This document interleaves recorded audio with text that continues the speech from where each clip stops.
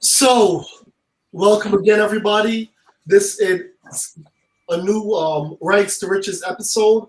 I'm the Ragman. Everybody, introduce yourself. Let's start with you. Teague. Go ahead, Mike. So Mike Teague, internet entrepreneur, also work as the area director of business development for a healthcare startup in South Jersey. Good to be here, Elvin. As always, I appreciate it. Looking forward to the show. Absolutely. Right. Adam Brown. I'm an attorney that does a lot of residential real estate work in New Jersey. Hi, I'm Timmy from Serbia. I'm working as CTO for smartrealty. All right. Chris. Hello, I'm Chris Therapontos from Cyprus. I work as a UX designer and brand designer for smartrealty. All right. So it looks like we got 4 people watching. That's good.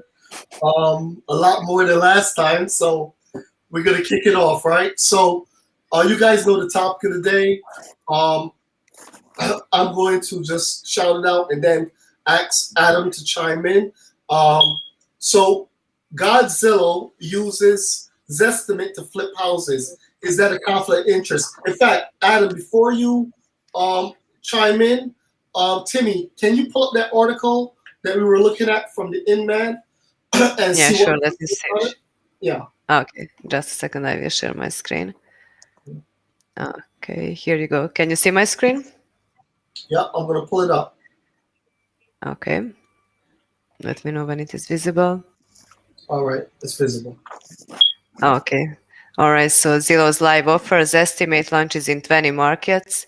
The move turns the Zestimate into an initial bids, and it's aimed at getting more customers at the top of the funnel in the Zillow ecosystem. All right, so this happened yesterday. So Adam, being an attorney, like this strikes me as a huge conflict of interest. Zillow's given the valuation, and then they're using that valuation to buy properties, but they're kind of setting the prices. Now, what are your thoughts on this, Adam? Elvin, I agree with you 100%. And I look at it like this, right? So in the home buying process, there's a third-party independent appraiser. And why do you have an independent appraiser? Because they're independent, right? And that's where the trust comes from. The trust comes from the fact that you feel like you're not in the pocket of the lender, the realtors, or anybody. There's supposed to be an independent third party. When Zillow is allowed to both set the market price and then purchase homes for that price, they can play around with that price very easily for their own benefit. Elvin, do you agree? Absolutely. And, not only for the homeowner, this is a problem, but for the realtors, because Zillow lied to realtors. They basically said they weren't going to form a brokerage. Now they formed a brokerage. They said they weren't going to compete with the agents. Well, they have. And now they're buying houses, competing with sellers. Michael, any thoughts on this? Yeah, I mean, I'm listening to both of you. I think most definitely. And so, what does it say to the extent to which Zillow wants to corner the market, engage in market domination, and what implications does that have for people who want to invest in real estate, for example? I mean, because they were allowed to do this, basically they can set whatever price they want to maximize their own profit margin. So, Adam, isn't this going into the territory of basically becoming a monopoly? Right. And the way I look at this is go down Main Street in America. What's left, right? Most of these businesses are gone. Most of these mom and pop shops are gone, except for real estate runs a lot of these towns. You still have realtors, local realtors that are on the floor to figure out a way to make a living. You have attorneys such as myself that figure out a way to make a living. You have local lenders, local title companies. You have a company like Zillow with endless resources. They can go like that and drive everybody out of business really, really quick. All of a sudden, all these local businesses are gone. And this is just for a test bubble to see if this is a way they can make money. They don't even know if they can make money doing this. They just want to see. And a company like Zillow can have $100 million in losses trying something out, and if it doesn't work out, they move on to the next and the better. Meanwhile, there's nothing left on Main Street. So, any thoughts, Mike? Because I want to have you pull this article about Rich Burton and how he's going to. But any thoughts on what Adam just said? Yeah, I think even in healthcare, for example, there is this notion of the conglomerates that are swallowing up the independent healthcare companies, that are swallowing up the mom and pop healthcare companies. So this is consistent with the trend that's going on in America in particular and in general throughout the world. So the question becomes, I don't know if we're going to discuss this, how does the independent realtor, let's say a small real estate investment company, how do we compete and how do we navigate these waters? So as a broker myself, I could tell you that, we looked at this whole situation and we started to pivot ourselves to a technology company because we saw the writing on the wall. Now Zillow gets 90% of all the views according to them. So everybody's looking for a house. 90% of the buyers first go to Zillow. So the way I see it is that they looked at it and said, well, look at the power we've got, right? We've got all this power. And then to make it worse, the realtors that trusted them actually paid their money, right, to cement their own demise, because the realtors pay Zillow. I don't know if you guys know how it works. Realtors pay Zillow to advertise on the listings so that when people go looking for listings, they'll see that agent and then they'll call that agent to show them houses. So most of the time, the client's unhappy with Zillow because the agent doesn't know anything about the house. They're just a face on that particular listing. And the buyer never gets to speak directly to the actual listed agent. So what we did about 9 months ago, me, Timmy, Chris, and my engineer team, we decided to change the game and we started building what's called a smart app, right? And you can download it if you type Smart Realty in the Apple or Google store. You could get the app. And with our app, you can find every house that's available on the market and call the listing agent directly, right? And we're doing that basically for free. We're not even making any money on that. It's costing us money, but we feel like we need to help agents out because agents right now, they're in big trouble. But they don't see it. I listen to agents. They're saying how, oh, well, I could provide good customer service and that would save me. No, it won't, right? That's the same thing moms and pop stores said about Amazon, right? Nobody cares about your customer service if they can get it cheaper, So, Timmy, were you able to find that article on Richard Burton?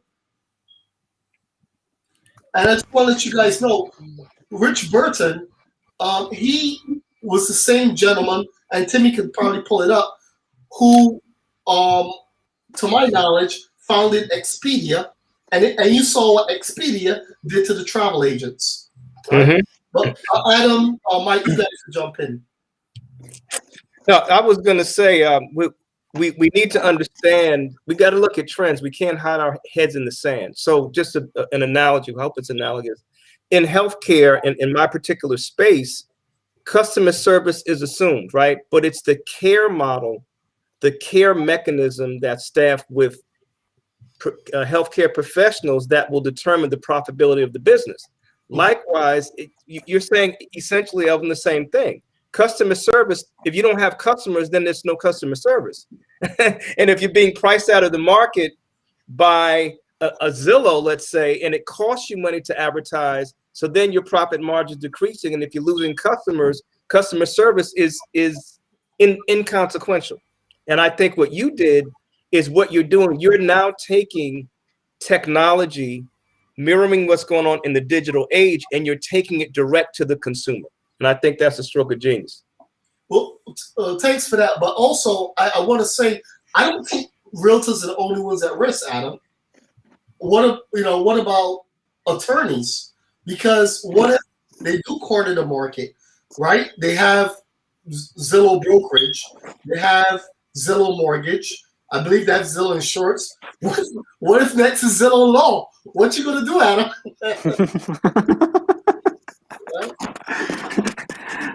I don't know. You know, sell candy and sell umbrellas in the corner. I have no idea what I'm going to do. but you are right, because that's what disruption does. But disruption isn't always for the better. You know, it really isn't. You know, and a company like Zillow can run just like Amazon on razor thin margins and torpedo an entire local economy in the process. You know, and what's lost is what a realtor does is a realtor does provide a level of care and customer service that no algorithm can match. You know, Zillow can't tell you whether a house is a good house or a bad house, or maybe, you know, a property that you might want to stay away from for XYZ. But then, you know, at the end of the day, people just care about money and can they save money? And they care about how easy things are.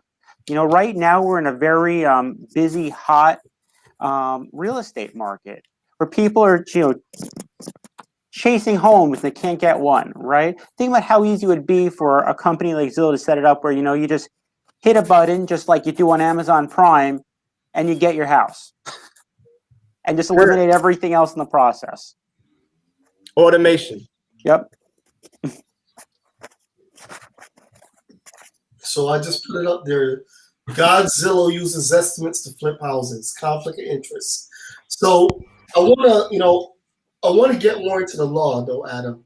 Mm-hmm. Like, are they breaking any laws by setting the price and then using that price that they set to purchase a house? Is that legal or is it just unethical? Like, is there a problem there? Because I'm looking at it like, okay, that's like I'm the judge, and the jury, right? I'm setting the standard. Then I'm offering you an offer based on that standard. But what if I set the standard lower, that price lower? Like, you know, is there any law that they're breaking? So I can't answer as to whether or not they are breaking the law, but there definitely are obvious ethical issues. You know, the allegation perhaps they are, you know, fixing a price on a home, or you know, through AI or through, you know, their research, they know that, you know, there's a certain price they can, you know, offer you, and there's a high likelihood that you will accept it, even if they are undervaluing the price of your home. Because that's, I mean, ultimately their goal is to, you know, buy homes for as cheap as they can, right? And then flip them. That's the idea, right? So I think it is highly questionable. I do think there's definitely, you know, ethical guidelines or ethical you know, lines are potentially being crossed. So Timmy, what were you saying just now? Yeah, and the algorithm cannot be like too accurate. I mean, how it works is like based on history data, you are building a model. It calls like supervised learning, that you can like features, right? And you are learning your model, and based on that, you can make a prediction. But for example, let's say a property is built in 1962, right? And you renovated it, but you have information about it, so it will output some very low price. Yeah, and look, you gotta listen to Timmy, because Timmy, she this is her background, artificial intelligence, algorithms, and you know, obviously, you know, when we were building our own tech, you know, when we started building our own company, and just so you guys know, when we started building Smart Realty, the first thing that initially we said was, okay, how do we take that 80% of agents that failed and make them successful? And we did a lot of things to do it. And then eventually we said, okay, after we did all that and we made the agents successful, We took agents that went from doing 2 transactions a year at their company. They came to us, they did 40. Then they started getting recruited by other companies. So there was no loyalty there. And then we said, okay, well, we helped the agents. That backfired on us. So let's pivot to helping the consumer, right? And you'll hear why I'm telling this story in a minute.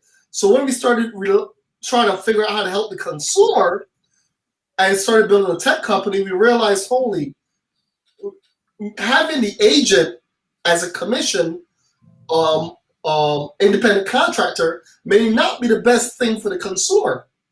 So we started thinking of the agent as an employee.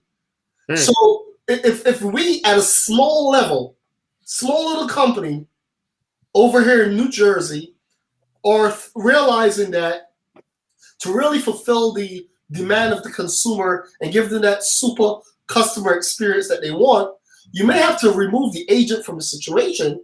Well, what is a company like Zillow with billions of dollars, thousands of engineers at their fingertips? What are they thinking? They're thinking the same thing. Same thing. Same thing. Go ahead, Mike. No, I was going to say they're thinking the same thing. And I think if we look at where society is going, we've gone through 4 ages: the agricultural age, the industrial age, the information age, and now we're at the digital age. So isn't it interesting? And I think Elon Musk is now the richest person in the world. Before that, of course, Jeff Bezos. But he's an internet entrepreneur who's leveraged products, services, and the internet to command multiple millions of people. And so we have to be forward thinking. So we have to look at where things are going and say we can't compete necessarily with the conglomerates. However, we can parallel what they're doing and then look at the gaps and fill those gaps to our own benefit and the benefit of the consumer. All right.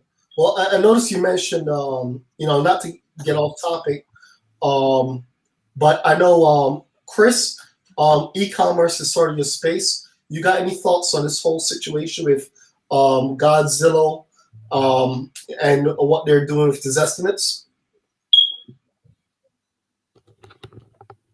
Yeah, in this digital age, for sure, it's easy for Godzilla to influence the price. It's just there. It's like stocks. It's like crypto, and it's there. People can sort of be affected. I'm hearing the discussion. I agree with what's being said, and I would like to be. It would be interesting to see. Can you predict everything? And it's like, okay, it's an experiment, as you said, for Zillow. So, but it can, for sure, they can lose money as well. I just wonder, maybe the system. I mean, when you monopolize something, of course you will charge more. But the housing is a bit different. How long can you charge more money? It's like if people lose their houses, then the market will have a crisis, right? Well, so how much can they control? Can they control it? Well, that brings me to something interesting, Adam. I don't know if you want to chime in. So Zillow is buying these properties, right? Mm-hmm. So that means they're holding these assets. Everybody knows, asset equals liability plus equity, right? Right. So they're holding these liabilities as well on their books. So any problems there? Well, what I see, if you think about it, is you remember during the 2008 housing crash, there was a shadow inventory because banks were holding on to properties that, for whatever reason, they weren't ready to sell yet. Maybe it was just sitting on their books. Maybe they were waiting for the market to come back. But it was creating an artificial real estate market because, maybe at any one time in a town it shows there were 100 homes on the market, but then there's, 50 or 60 vacant homes that are just sitting on the sidelines. And that could have an effect on the price of the homes overall in the area. If all those homes were on the market at the same time, could potentially flood the market. Elvin, do you agree? So think about a company like Zillow. If they're using all sorts of AI and their algorithms and making all sorts of predictions on the market, they know that if they swallow up, X amount percentage of the inventory, it's going to drive up the price of the remaining homes on the market, which they can look at as an opportunity because now they're the ones that will be putting some of those remaining homes on the market for sale, right? So if one company is buying and selling that many homes in any one market, then it gives them a lot of leverage over the sales price. So beyond, purchasing in the first place, they might be able to artificially inflate or deflate the house prices in a whole community. Well, I know Michael definitely got something to say about that. So let's hear it, Mike. Yeah, I mean, it's the Walmartization of real estate, and I think, remember, I was part of Red Brick Gym in East Newark 15 years ago, and a gentleman who was an investor said, "We want to be a fly on the elephant's back." Interesting. You see what I'm saying? So we follow what the larger conglomerates are doing, and then say, how can we, for lack of a better word, mimic it in order to benefit ourselves, and more importantly, of course, those that we serve. See what I'm saying? So that's my thought. Elvin, what do you think about that? So if like Adam say, they're able to control prices, this could be something that Congress may have to ultimately look into, because if they're coming into, underserved neighborhoods and underserved communities, buying up properties and gentrifying them and kicking out the population that's there, and increasing the values by multiples, where are the poor going to go? And of course, the thing about this whole situation, if you guys saw the caption we put up with Godzilla, and of course flipping the houses. If you see that rope, right, you notice that we put on that rope, we also put the investors, the bird dogs, right? Those small business people as well, they're in trouble. But the homeowners is also a sitting duck. That's why we call him a sitting duck and looking out of his house, if you saw the caption. And then on that same rope, you got all the realtors who are saying offer good customer service. Yeah, really, good customer service going to help you? It's not, right? And then at the end is the National Association of Realtors who let this happen, right? The National Association of Realtors, in their greed to get money, let all this happen, sold everybody's data because they wanted to make money. They spent, I heard, they spent like $1 million renovating the office, up in their tower. So these guys, oh, by the way, one more thing. Do realtors know that realtors don't even own the word realtor anymore? Wow. Realtors don't own the word realtor anymore. The National Association of Realtors sold the word realtor, and realtor.com, I believe it's the gentleman that used to own Fox. What's his name? The guy that owned Fox? Rupert Murdoch? Rupert Murdoch. They sold it to Rupert Murdoch. Wow. So, realtors, I tell you, man, they better wake up. But yeah, back to Adam's, this may be a major problem because the largest asset class is real estate, right? There's $27 trillion of real estate just in the US, right? There's $1.7 trillion of sales every year. 93% of those sales are agent assisted, right? So $1.4 trillion, which is $82 billion in commission. That's at a 5.34% average commission, right? So this company wants some of that. And I think if they play the game right, they'll get almost all of it because they own 90% of the top of the funnel. 90% of all views come to them. So all it takes for them is to get back in by Wall Street, and they could just lay waste of all the realtors. And that's just my thoughts on it. If anybody wants to jump in, Timmy, you can jump in as well. So Elvin, are you saying that we are seeing the beginning of the end of the individual realtor?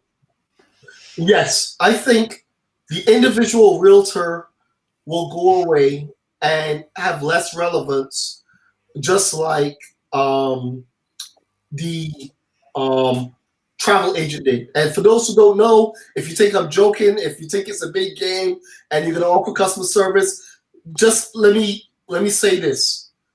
Richard Burton, the founder of Zillow, is also the founder of Expedia.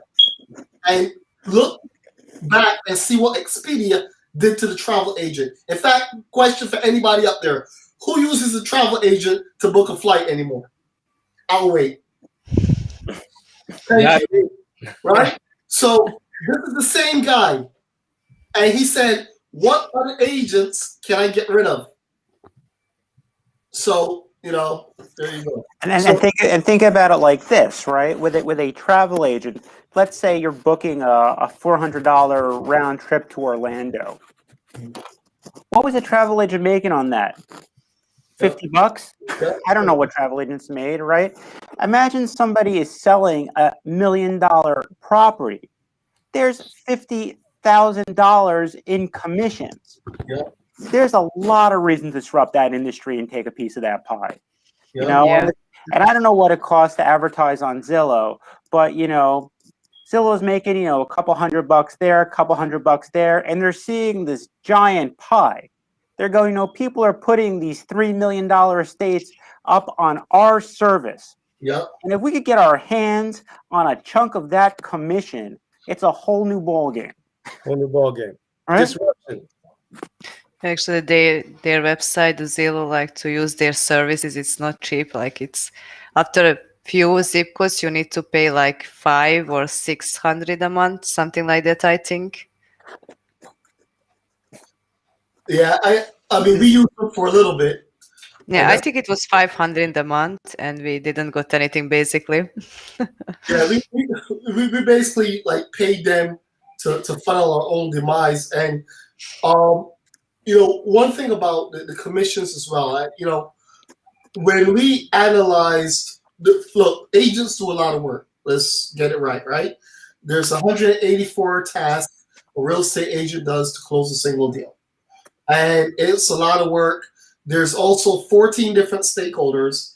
And Adam, you may never have counted it, but it's literally 14 stakeholders involved in a transaction, right? If you doubt me, I'll quickly go down the list.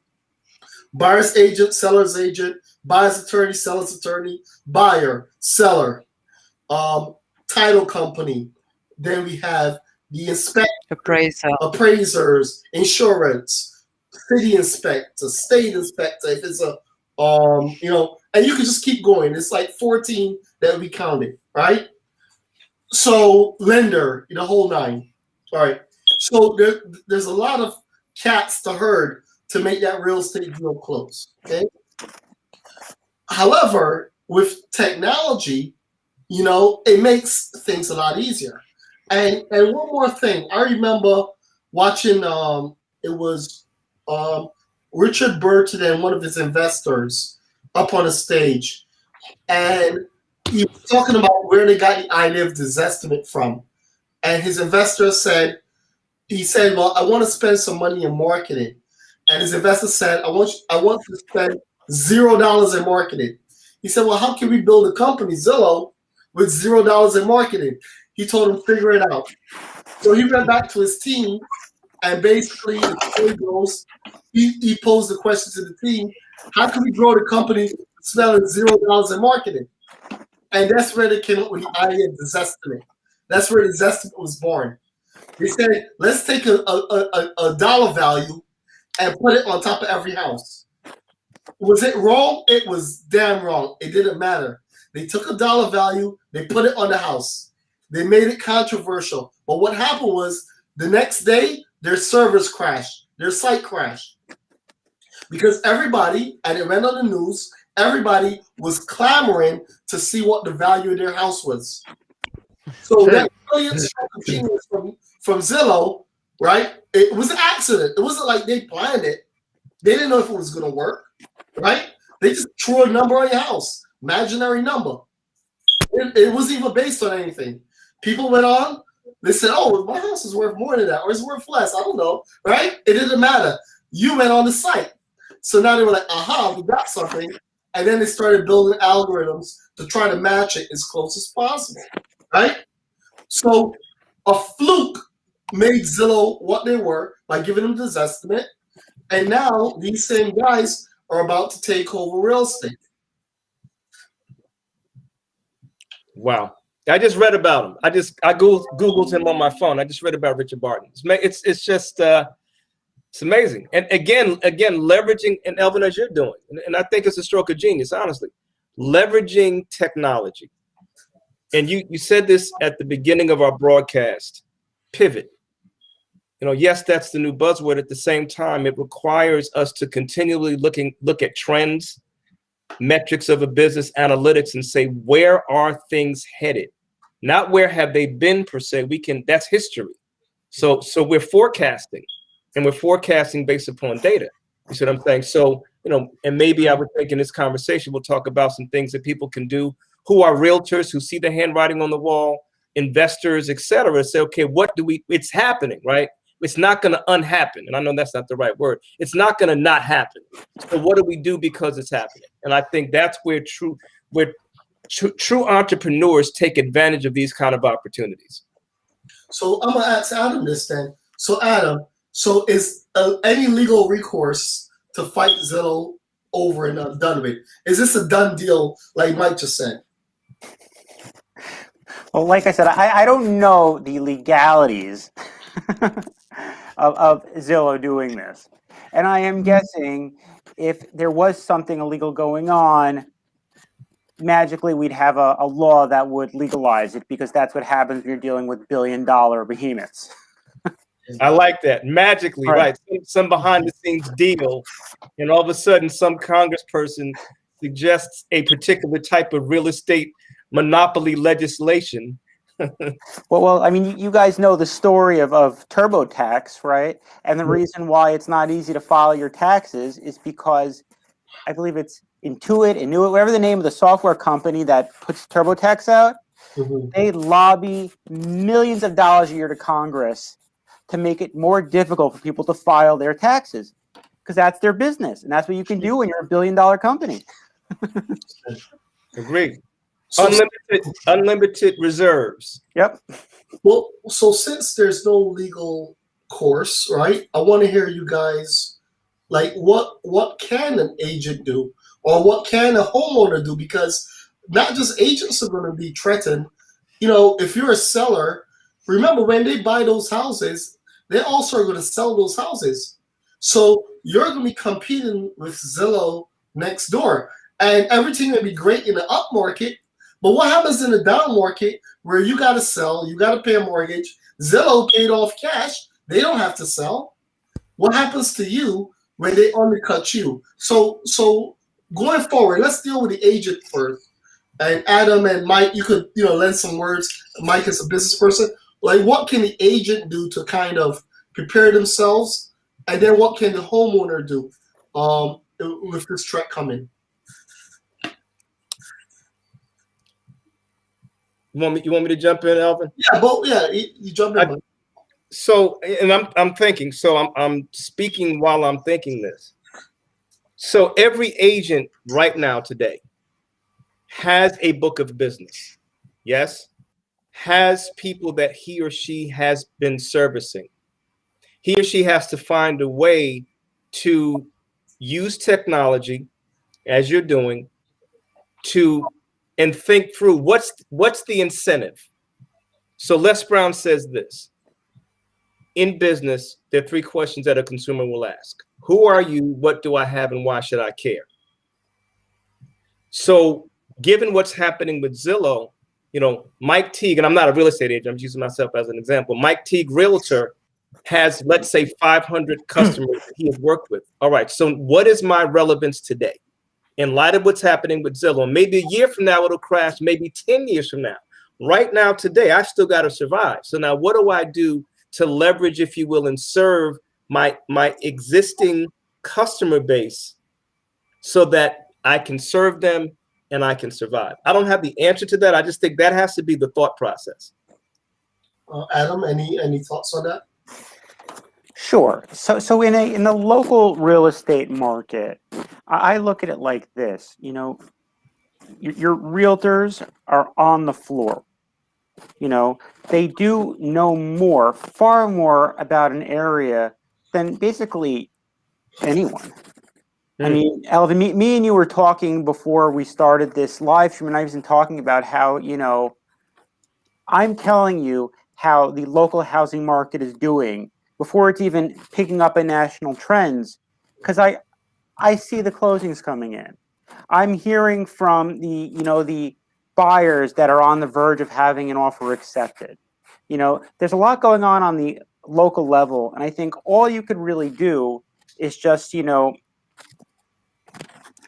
stress the value that you can provide by having that information. A prospective seller, maybe they go on Zillow and they see the offer being made, but maybe that offer isn't really a good offer.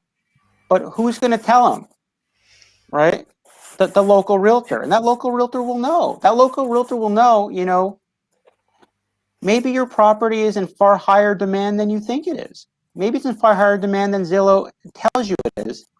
And you're only going to know that if you engage with it with a human.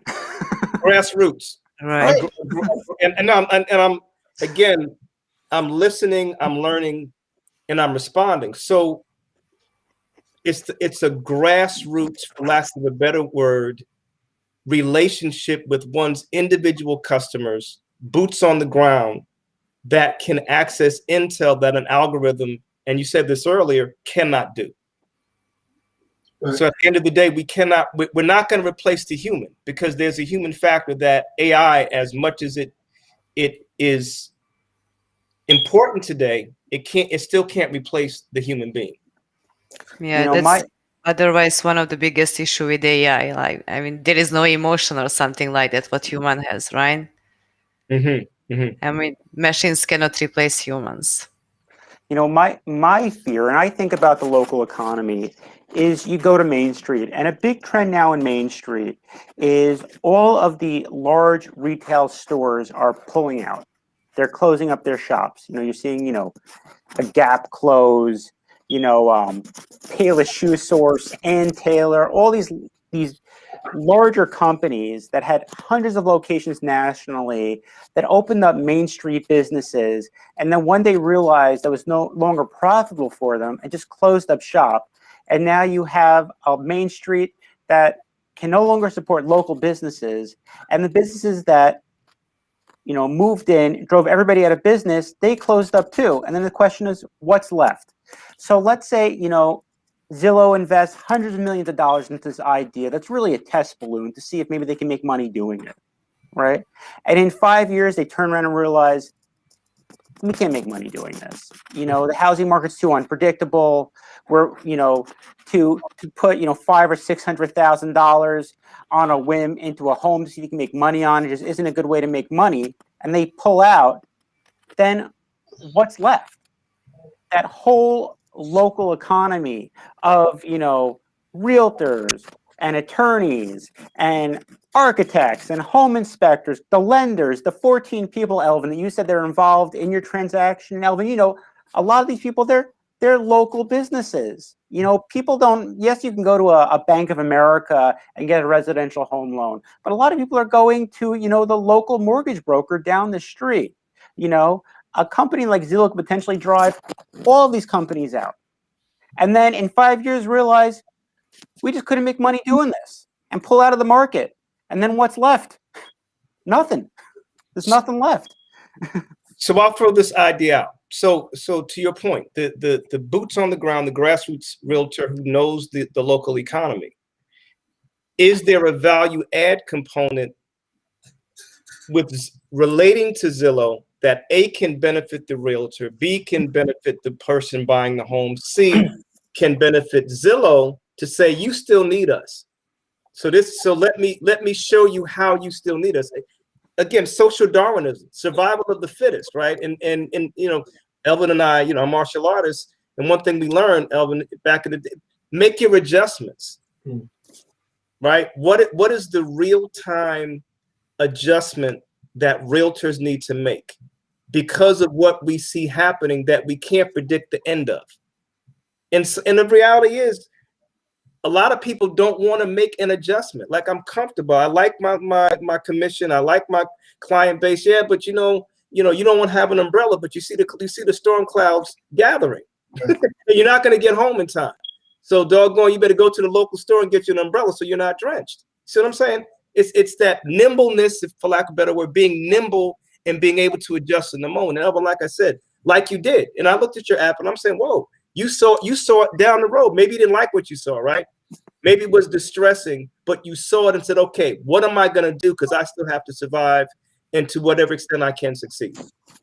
And so to answer that question, there is a way to make everybody happy, right? You're not going to be as happy as you were. So like agents will have to reduce commissions, right? Yes. And there's a way to make everybody happy. And that's something I'm not going to say, you know, we figured it out. Smart, we figured it out. So I can't say it in front of the world. But there's a way to make everybody happy. The problem, though, is that that's not Zillow's agenda, right? You just have to study the man who owns the company. Exactly. And look at past, which is Richard Burton, and you can see that's not what he's about, right? He's winner takes all. And even Inman, that article Timmy read today was off the Inman site. Inman is like one of the largest or the largest news site for realtors and real estate related information. And Inman's customer is the realtor. And Inman always pushes Zillow, talks about Zillow. Well, guess what, Inman? When Zillow takes all the realtors out of business, there goes your customers, right? You're not thinking that way. So you're not protecting the agents by constantly boosting Zillow this, Zillow that. You're also funding your own demise, because once the agents are out of business, who's going to read your magazines? Exactly. Nobody, right? So look, absolutely, I agree, Adam, because we're seeing it right now in the office space. So if you own the office building, right, that has office buildings right now, to me, has zero value. I would not buy an office building right now, because one is people have been working from home for over a year now, and guess what? They like it. They like it. You know, it's not that bad, right? Why would he spend an hour getting ready, an hour in traffic, to rush up the stairs, to get behind a desk with a whole bunch of people that can make you sick? Then you can stay home, look after your kids, and be even more productive. So to me, if you got an office building, sell now, right? So if you look at the way that the whole with Zillow now, right, you have to realize that change can happen quickly. Don't think that, oh, I'm good, I'm making my commission. Like Adam was saying, he has some rate agents making $50,000 on $1 million sale. You sellers are going to look at it and say, well, wait a minute, hold up, if I could just sell it to Zillow, right? I don't have to wait 3 months to sell my house. I don't have to have people walk through my place. I call them up, right? And I say, okay, what's the value? Yeah, okay, here's the keys, done. What happens when the consumer says, I'd rather go there? So look, one of actually Ruben Kunas, he's actually saying, hopefully I pronounced it right. He actually made a comment. He said, I've always said NAR, National Association of Realtors, sold out. He says there's still a market, but yet we have to pay, meaning that the agents basically have to pay to get advertising on Zillow, even though it's their listings, and they want to put us out of business. Yep, Ruben, I agree, and unfortunately, they might very well succeed. But you guys could go ahead and speak on that. What am I speaking on? Well, what I just said. Well, in fact, let's do this. Let's give the agent now. What can the agent do now? Because we know that this is going to happen, like Mike said, right? So what can the agent do? What's the next move? And Mike, you may have some insight into this as well, being a very progressive businessman. What can the agent now do to kind of pivot their business or pivot themselves to get ready for the inevitable, as far as I see it? Two things. To look at their existing customer base as an asset to be served, not to be exploited, because that's what Zillow was doing, to be served. So I think that's number one. Number two, how do we disrupt the disruptor? So Zillow's the disruptor. So how do we disrupt? How does the agent disrupt Zillow? And using Zillow and saying, what can I add to what they're already doing to be that fly on the elephant's back, right? To see what that elephant is going to do. The elephant going to go jump in the river and drown. You see what I'm saying? Because we don't know how long this experiment is going to last. But the consequences will be occurring as long as this experiment lasts. So I think it's those two things. Well, one thing they could do based on that second thing you said is they could download the Smart app, right? Because the Smart app is the only app right now that there's no middle person between the listing agent and the consumer. We just had feedback from one person who bought a house using our app. And he said he was looking for over a year for houses. He was on Zillow, Trulio, all of them. And the problem he always got was when he called the agent on the listing with Zillow, it was never the listed agent. It was somebody advertising. And one wouldn't know, what the anything about the house. That was the first negative. The second problem was that when they finally tried to make an appointment to the house, it was usually on the contract because Zillow's information was old and outdated.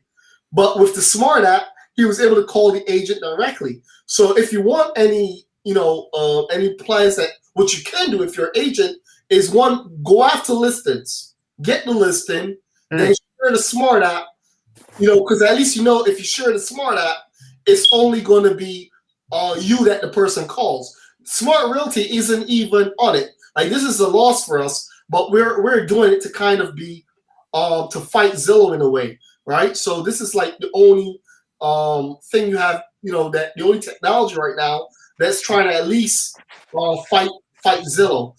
Adam, you could jump in. Sure. So what I was going to say is, what can your local realtors, your local attorneys, your appraisers, so on do is what Zillow is doing is they know this is a highly profitable area of the economy that in some ways is archaic, in some ways is incredibly inefficient. Right? What I see all the time is, buyers find me, they're buying their first home and they are confused. They don't really understand the process and they're kind of getting passed around by a whole bunch of people that they're all acting in good faith, just doing their jobs, right? But they started with the realtor, and the realtor kind of helped them out with their end of it. Then they got past the attorney. Now the attorney is kind of telling them what's going on. Then they get passed over to the title company. Keep in mind, these people are investing more money in these properties than they could even imagine. You see, like at the closing table, I see all these loans. And you see the amortization table. And these people are going to be on the hook for the next 30 years. And we're talking about hundreds upon hundreds upon hundreds of $1,000s. And, it's not really a very efficient process. So I guess to answer your question of what can your local realtor, your local attorney do is, come up with ways to, be more efficient so that a company like Zillow can't come along and say, hey, you don't like the home buying process, or you don't like how it is selling a home when you're handing over these enormous commissions and getting, passed around. So, local businesses are thinking about, well, what can we do to make the home buying or selling process, more seamless, more Exactly. efficient. I like your thought, because and Elvin, I was just chatting with you while Adam was talking. See, it everything has to be data driven. So how does a local agent quantify the inefficiency and then present the data to Zillow and say, hey, I can increase efficiency by X%, which will lead to X% of profit, etc. Now, can we broker a deal? Make your adjustments. So, look, I'm gonna let Timmy chime in here a little bit, because look, Timmy's background is artificial intelligence and technology, right? And to Adam's point and even Mike's point, I know that the realtor may want to give better service, but with what's coming down the pipe with technology, right? With the blockchain, right? With AI. Timmy's background, and I'll let her speak, is on swarm intelligence. Tell me, like, does a person stand a chance? Not maybe now, but in the future, Timmy. What are your thoughts on this, especially from the technology angle? Yeah, like technology should be something that will help, for example, agents, right? To make better decisions, to help more to the customers. But it cannot replace the agent, right? You think so? But look what Adam just said. I mean, it's same with the physicians as well. Like the idea is like to develop like efficient systems that will physician, the specialist, like to make diagnosis of like tumor or anything, right? So it needs to help to make something more efficient, but not to replace. Interesting. So the same with the agents as well. Hey, Chris, you agree on that? Because I think that it could replace. I think technology can replace a lot of people. What are your thoughts, Chris?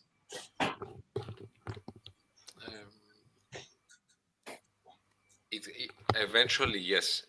I think technology can replace people eventually. At the moment, it's so, the system, as you have said, previous speakers have said, is so primitive that you cannot believe. I mean, some easy tasks already are being automated on the internet. So yeah, like everything that is like repetitive process, right? So it can be easily automated. Yeah. I mean, if you put everything in order, you can place it on the and now that we, as you say, we've worked at home. Government departments in my country are like saying, okay, you need to do this, right? But here are the papers, prepare, and then send them to us. So so there's minimal interaction between people. In fact, this is perhaps is a positive thing, because like physical sort of go like discussions. In fact, the interaction can be a problem. To automate it, to make it more streamlined and automatic, that's what solves problems that are so complicated. Like the real estate market, the real estate transaction is a complicated issue, sort of process with many people, so eventually, yes, and maybe sooner than later, if there is a push for it. So I want to jump in here because just like you were saying, Mike, and to Adam, I know that we would like to say to people, give better customer service, and I don't want to be Debbie Downer over here, but there's something coming down the pipe called NFT, which is non-fungible token, right? And what this does is this allows people to sell art, etc. on the blockchain. I think it's using forgot what the token is it's using, but basically it allows people to sell assets, right? And real estate is identified as one of these non-fungible assets.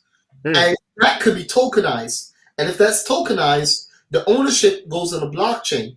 So now there's a ledger that's created with showing the ownership. And what it does is that cuts out the agent, that cuts out the attorney, that cuts out the title company. So this is why I listen to you guys and I agree. Right now, the agent has to, figure out how to 10x themselves. But with this type of technology coming down the pipe, what are your thoughts, guys?